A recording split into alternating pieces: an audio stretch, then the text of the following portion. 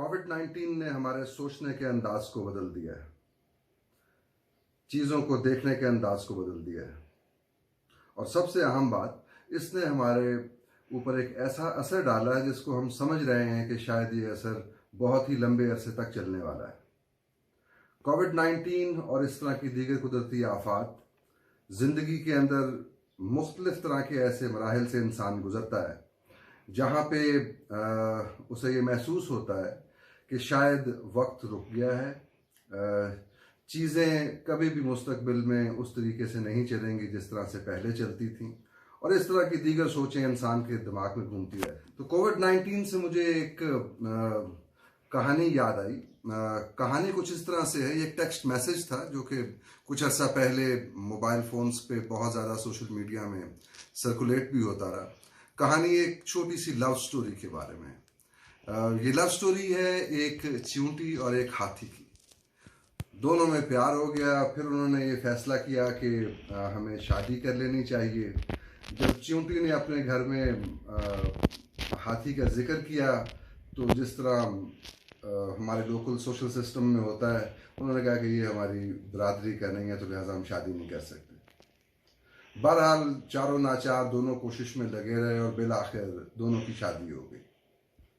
और शादी होने के बाद कुछ ही अरसे के बाद एक दिन अचानक हाथी की डेथ हो गई। अब चींटी बैठ के रो रही है कि वारी मोहब्बत, 4 दिन की मोहब्बत अब सारी ज़िंदगी कबर खोदते गुजरेगी।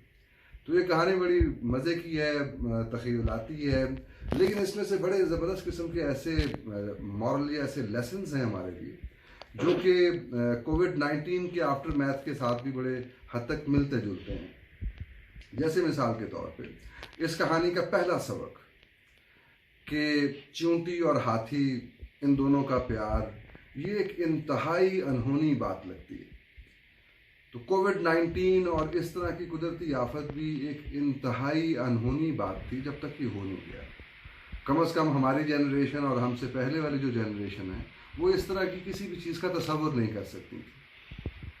तो हाथी और चींटी की कहानी और कोविड-19 की वारदात हमें एक ही बात, एक पहला सबक सिखा रही है और पहला सबक ये है कि इस दुनिया में कुछ भी हो सकता है। नेवर इमेजिन कि जी ये बात कैसे मुमकिन है, इस दुनिया के अंदर हर एक चीज़ मुमकिन है।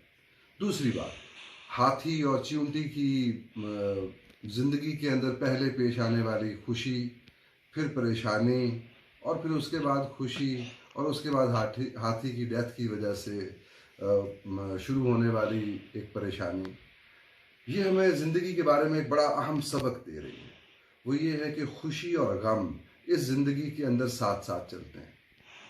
बिल्कुल इसी तरीके से जैसे कोविड-19 जहाँ पे बहुत सारी बुरी खबरें, बहुत बड़ी उदासी, बड़ी परेशानी साथ लेके आया है, इसके साथ साथ इसी के अंदर ही बहुत सारी खुशियाँ भी छुपी हुई हैं।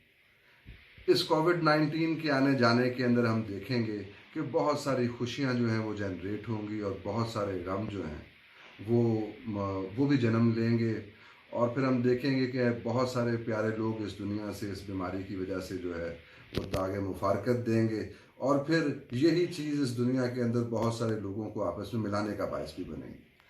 तो कोविड-19 हो या हाथी और चींटी की कहानी हो, दूसरा सबक हमारे लिए ये है कि इस दुनिया के अंदर खुशी और गम जो है वो साथ साथ चलते हैं और फ़इन्ना मअल उस्री युस्रा का कॉन्सेप्ट बार बार अपना आप रिपीट करता जाता है कि हर खुशी के बाद परेशानी है, हर परेशानी के बाद खुशी है।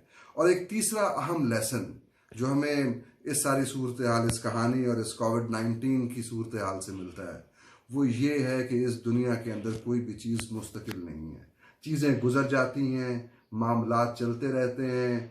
चींटी को परेशान होने की ज़रूरत नहीं है कि वो हाथी की कब्र किस तरह खोदेगी, वो कुछ नहीं भी करेगी तो खुद कुछ अरसे के अंदर हाथी की लाश गल सड़ के ख़त्म हो जाएगी। तो हमें तीसरा सबक ये मिलता है कि जब हमें समझ ना आए कि हमें क्या करना है तो सबसे बेहतरीन तरीक़ाकार ये है कि हमें कुछ नहीं करना और हमें इस बात को रियलाइज़ करना है कि हर एक चीज़ हमारे इख्तियार में नहीं है।